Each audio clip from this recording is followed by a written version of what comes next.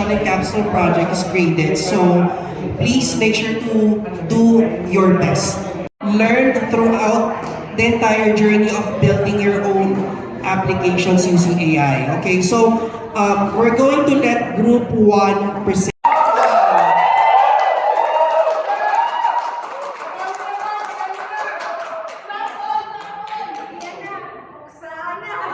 Okay, so just a quick disclaimer. Okay, so I might give some feedback. So you don't have to worry because this is going to be a constructive feedback, and this is going to be beneficial for every one of us. Hello. Hello.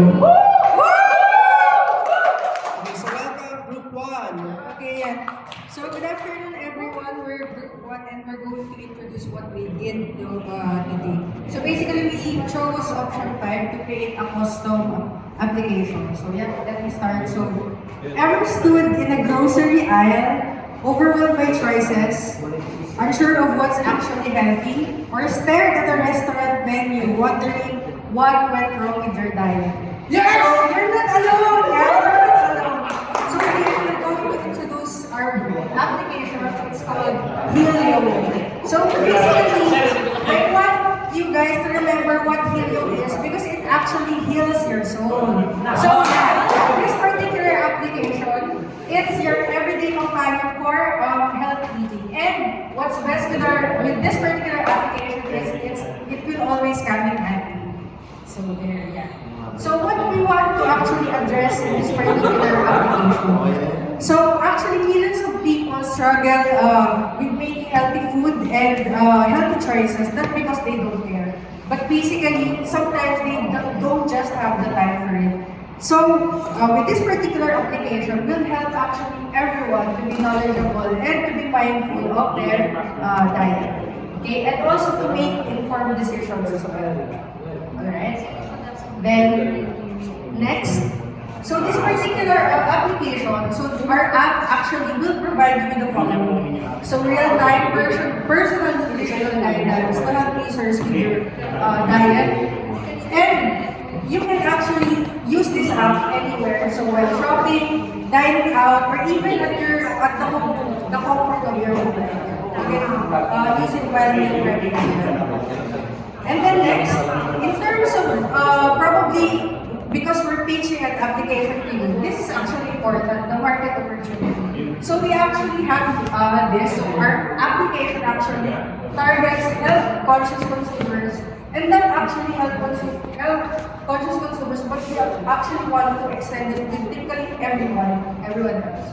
And also those who are actually looking for reliable nutritional guidance. So, we now came to the exciting part. So these are what we offer in our particular product. So we have the following: barcode scanning for nutritional information, restaurant menu analysis, smart food swaps, real-time personalized service, and we also have a user-friendly interfaces.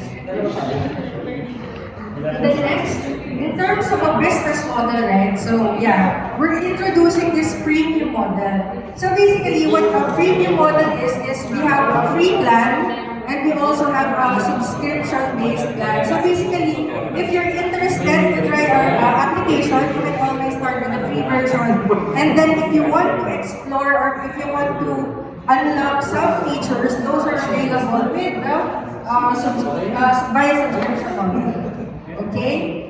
And then next, for our market strategy as well, of course, we want our business to thrive, right? So we have the following.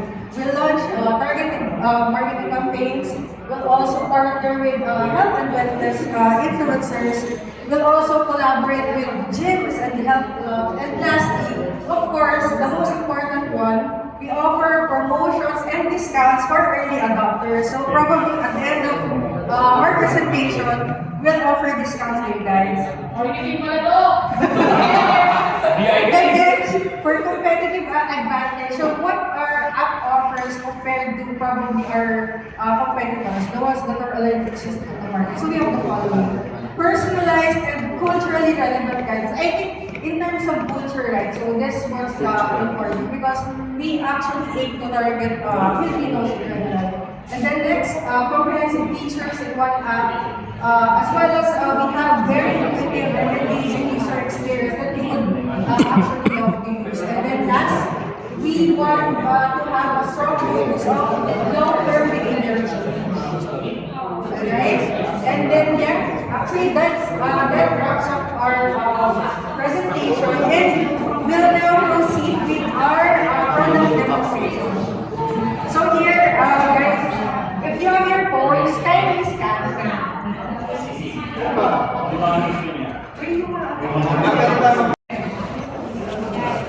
Kayo na ang boost ka. Oh, it's not working! Ay! Wag ka!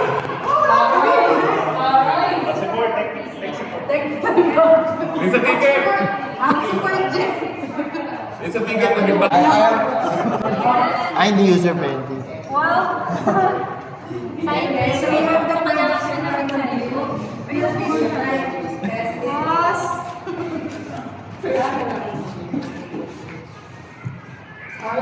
Okay, so for your group. So, do you have like a web app version where you can actually demonstrate or at least briefly show it? Yes. Okay, very good. Pakishow yung web app version kung wala yung kalaban. Nasaan yung link? Ito na. iPhone.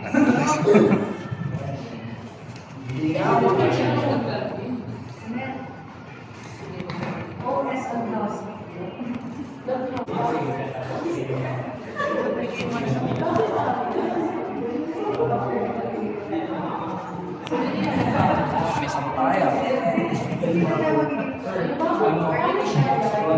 I'm sure if you have Type-C, maybe you can try to.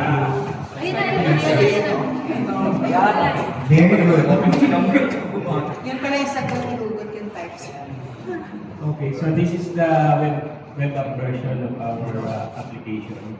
So here we have the menus dashboard wherein you can see the details. Like calories consumed, protein intake, sugar consumed, and carbohydrates. So let's say for example, you will eat chocolate like KitKat. So you just need to scan the barcode or the EM38 of the app.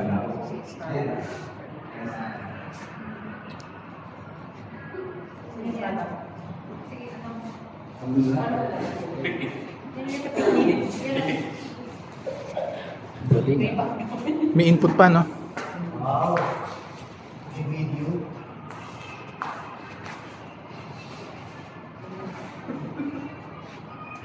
Mas maga. Yan. I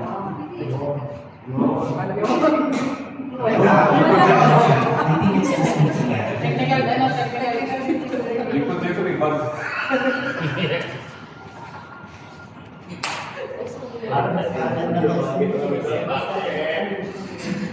Hanggang next week na.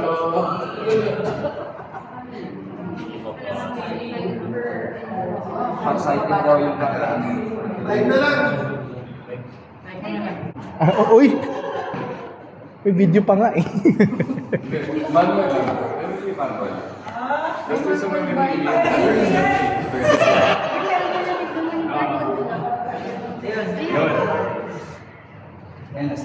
Ayan, na-scan siya.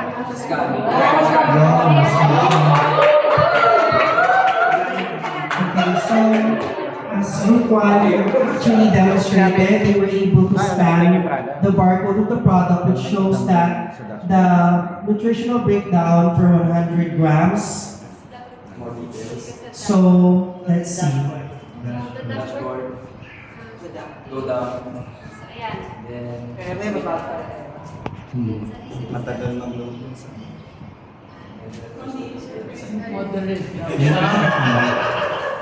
Pero siya calories. Dapat ay yellow. Yellow dapat. Dapat ito.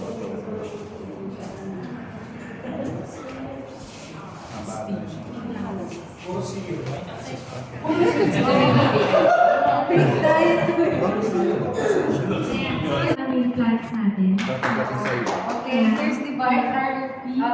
Ito naman yung Nutritionist. So, pwede nyo i-customize based sa diet nyo. So, ayan. And then, sa progress, so, lastly, so yan, meron yung mga goals na yan, you can also set. So, for example, every day, let's say, 1,200 lang. Galing!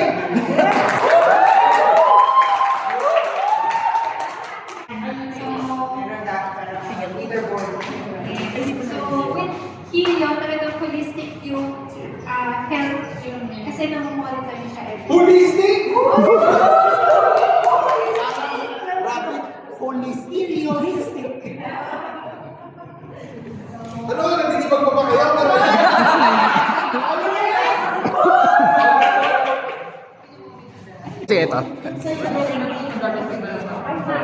Ayan, yan, di ba? Identify your niche, your market, your branding, and at the same time, you already identified the goal of the functionality of your platform.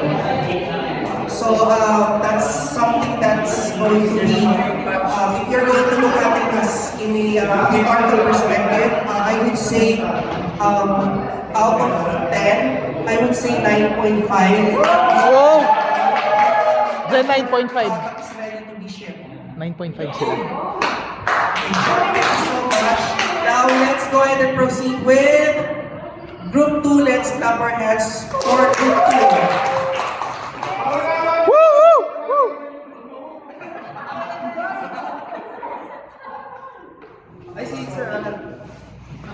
So Group 2, dito po tayo.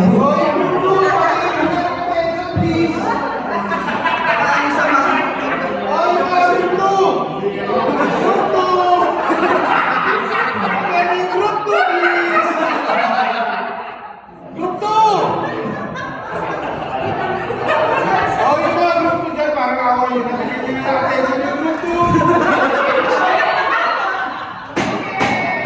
Gong-gong nyo!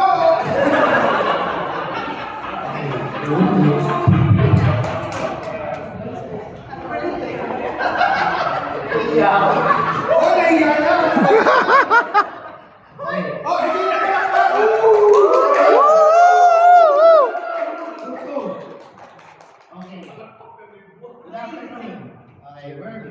Habits and big change.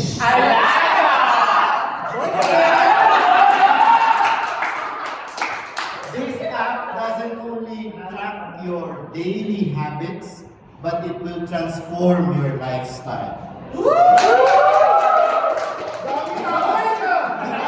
Because wellness is not a destination, it's a decision. And our app is here to make that decision easier, smarter, and more empowering than ever. Oh, tapos na! Tapos na. Thank you. Hi. Magic overview. So the purpose is, of course, to improve nutrition, enhance not only the physical aspect of ourselves, Magpe-present rin kayo. also our mental wellness. And what is more important is to develop that habit, that daily habit of nutritional wellness. It will also provide personalized recommendations based on your health profile and aligned with your goals. And because we recognize each individual, depending on the state and your age group, has different goals. So that is also differentiated in this app. Okay? So, our app solves the daily wellness challenges. It will address 4 nutritional choices in life, Mr. Eccles and Mr. Castillo.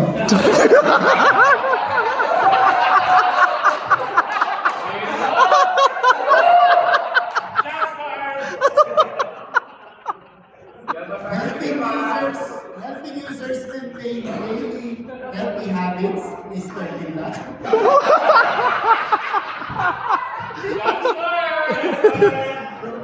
Providing personalized mental health support, facilitating stress Lang ang konti yan!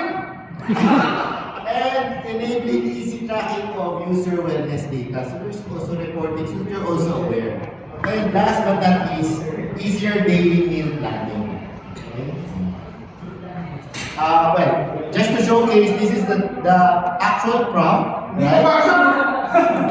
Maybe you need to come closer.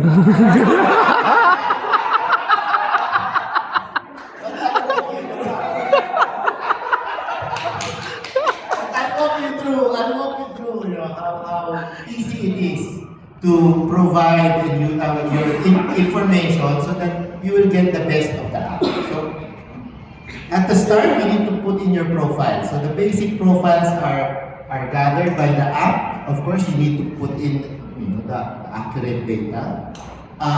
Your dietary preferences, any allergies and restrictions, health conditions, whether you are diabetic or high cholesterol, etc. What are your goals? Do you want to lose weight? Do you want to be toned, etc.? Are you going to join? You have entered all those information. The app will provide the daily recommendations from the meal plan, the nutritional info, how you can prepare after you buy and prepare the ingredients for your meals. And of course, other tips that can help you mentally and reduce stress. Okay? It also provides a mental health tracker. Of course, it will consider the mood that you are in for the day and hopefully it will boost it. And you will see the visual trends over time. Okay? For security and for privacy, we have introduced sign up or login. Of course, you can also have multi-factor authentication. Save your preferences and history, and view past recommendations. Okay. Technically speaking, this is the technology stack that we use, and everybody knows it already. And there's a bonus feature, so hindi lang SM ang may bonus, kami rin meron. Weekly reports, smart notifications, and multilingual support, for inclusiveness, and a dark mode and a light mode. Wow! Wow, Teammate ako eh. Of course, we did not forget the focus on user experience and the user interface. So we injected a clean and calm design in the app. Notice with the green color, so it's more natural in the perception. Mobile responsive layout across different devices. Intuitive navigation and sliders with emojis. Okay? So, development milestones, we have the MVP, AI integration, health tracker, user accounts, and bonus fees. That's what we have experienced, the technical team over there. Actually, we did an MVP. Guys, That's how confident we are with our app. Okay? So in just 2 hours in using the app, MVP phase yet. So this is the before, and this is the after.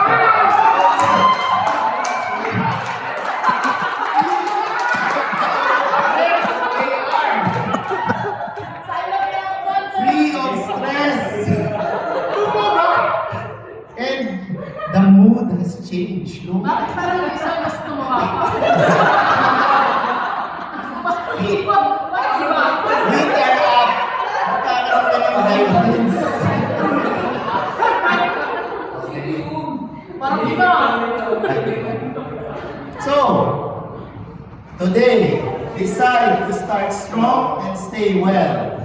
Here's your daily wellness companion. Alaga app, big habits, small habits and big change. Okay. Hindi mo pa, hindi mo.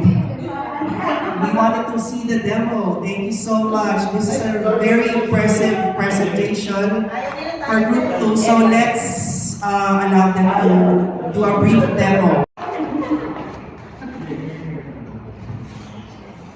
So, first thing, once nag-login kayo dun sa app, it will ask you to set up your profile. So, even though you na-skip nyo yan, yung part na yan, pag nag-direct kayo sa daily check-in, the app will still ask you to input your profile. So, at the first section, input the age, the gender, weight, and height. Then at the bottom part, so your dietary preference, so let's start filling up, say 30, male, weight, let's say I'm overweight 150, and height is 160. Can I open the page?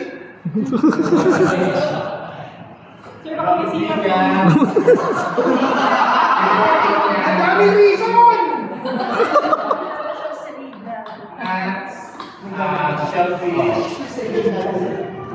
Then I have a condition that is target is weight loss, stress reduction, mental clarity, then reduce anxiety. And same profile.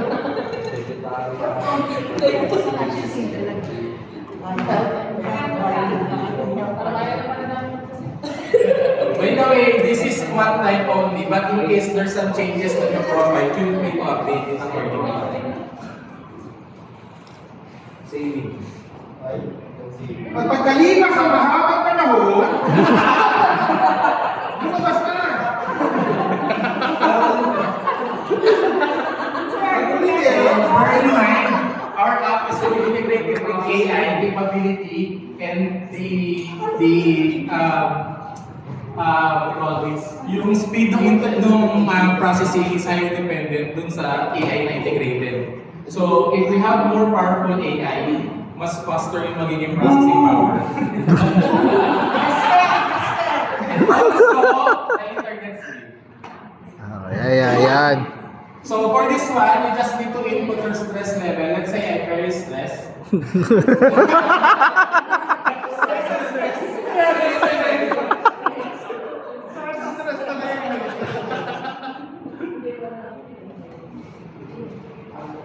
Let's see what Group has to offer. Then, complete check-in.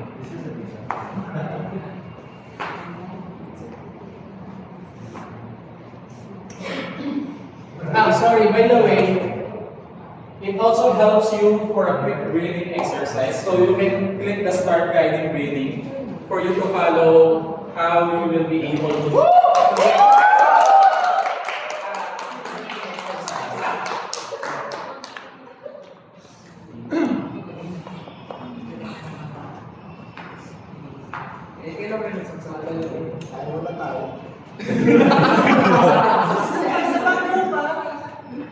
There you go. So this is a meal plan, a suggested meal plan. So currently you are around 1,420. Then your target is around 3,000. So protein, 75 grams, different. Grabe!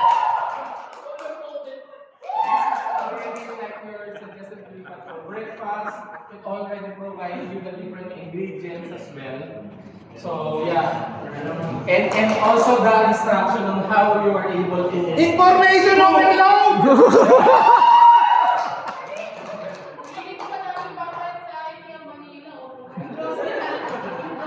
And the good thing here is an end-to-end process. So you have already the grocery list for you to procure the different ingredients.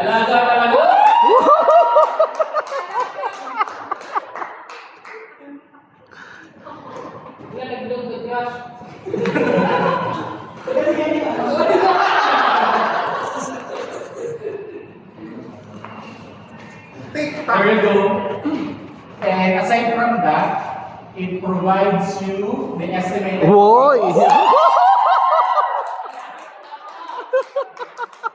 And where you can procure ingredients within Metro. Woy! And also understand the budget. So there are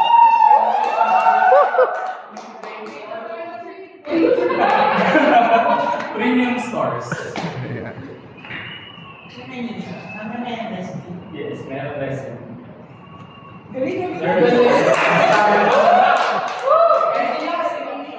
Dashboard. So, it lets you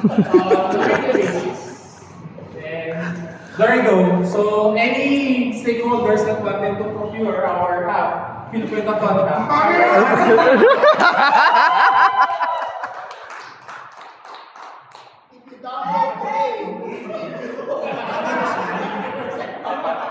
So what I would say, their strength is more on the core functionality of they focus on the core functionality of the app itself is to address, to give data.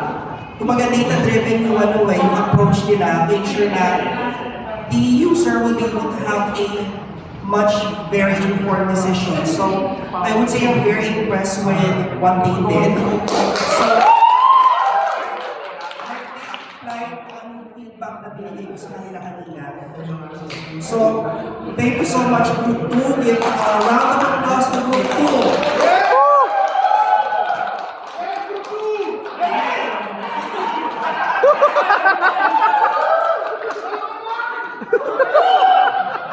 Okay, thank you so much.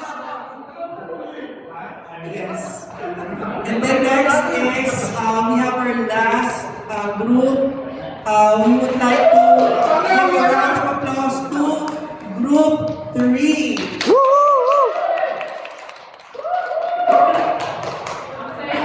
So we already have our own internal organizational structure. We have our CFO, Vic. Our CEO, Thomas, and business development managers. If you would want to partner with us, you go with me. I'll work with the sales. And then you have our product expert here. Basically, Zach will show us how the application works. In the meantime, I'll have our CFO and CEO present. Sir, Isa. ito yung totoo sinabi. Kakabahan tayo pag yung CEO mo hindi Thank you everyone for being here sa event namin. Hope you enjoy it. With them, yung product namin, which we call IPPS Compliance Commander. So, hope you enjoy. Okay, let's start.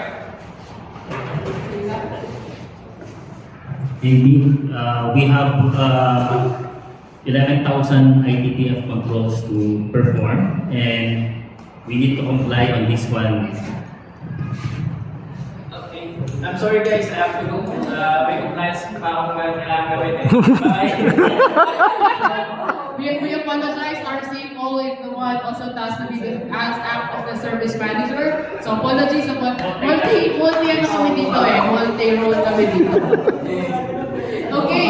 So as you can see in the paper, Vic has 11,000 of ITPM controls that needs to be assessed or he would need to review it. So if you are a service manager, is it fun to review 11,000 cases? Right? How many hours would you have to burn? I imagine, right? So I only have a couple, but it always took me a lot of time. So with the ITPF compliance Commander application, what we intend to do is, one, to ensure that we utilize AI, right? But we're not gonna just utilize it. We are also gonna humanize it. So how are we going to utilize it in our organization? Unfortunately, right, the application is only intended for internal use. Just so because people here are part of compliance and security, we cannot share anything via keyword. Automating some of the process, right? We don't want Vic or any of our service managers to spend a lot of hours just to upload files, to click certain buttons and drop downs repetitively, right? Imagine you're the service manager clicking yes million times, and instead of you joining a more productive call to complete certain tasks that are or can be done without you having to be bothered at a certain time at a certain pace. So, what are the benefits of utilizing AI? But I will let AI do the magic in doing some of the unnecessary activities needed for me. The second one is compliance accuracy. So again, we're not saying humans are not, good in terms of identifying accurate information. We are saying, yes, human can do compliance accuracy, but it always takes a lot of time. So we wanted to take advantage of AI to help us review task assessments with more compliance and with a faster pace. So mas mabilis na PowerPoint presentation, tapos they have to look at it like 75 slides. They don't have the luxury of time. So what we'll do is we're gonna share them, we're gonna show them the dashboard. That's exact. We'll be given the opportunity to show us the demo. So we have like a process and a protocol that the system would have to follow.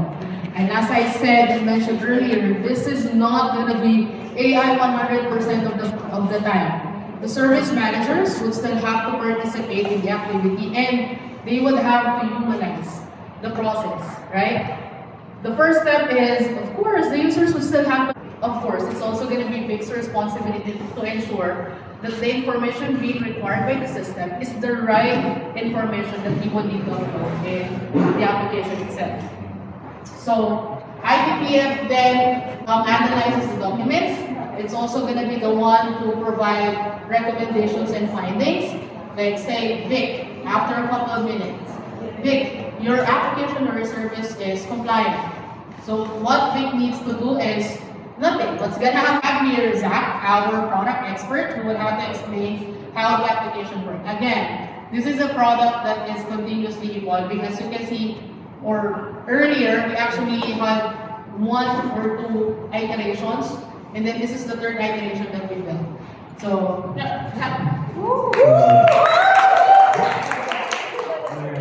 So it is it's standalone, so it has no integration with one jersey whatsoever. So it's kind of manual at some point, but it only captures very simple information. So let's say, for example, we have assessment. You can just put. We'll create the assessment. Okay, I forgot to upload the framework. So in this one, this is still manual, but in our goal, we want to essentially connect with one jersey so that it's already the NPF, and based on the type of your system, the criticality, it will then recommend you what documents or evidences you need to upload, right? So we have here software type 2, ISO 27, penetrative testing, so on and so forth. But for simplicity, we have a test file here, infra config, load it, and it will just essentially automate. On the back end, it will run its engine, automating its analysis, controls, compliant 37%, and since we only uploaded one file, of course, with that, it's like there's a lot of things that are still non-compliant. And with that said, there's the critical gaps that we have. You can see here what are the controls, what are your requirements, and what's the specific domain that it covers. So, and then what are your covered controls as well, and the recommended next steps. So essentially, that's the summary. And what's important is how AI can analyze the evidences, the documents that you uploaded, without reducing really service managers' time to upload. Okay, thank you so much, Ukraine. Okay, so just to just to give a feedback of what Group 3 presented, I would say it's very authentic. And similar with Group 2, they were able to apply those feedbacks that I've shared.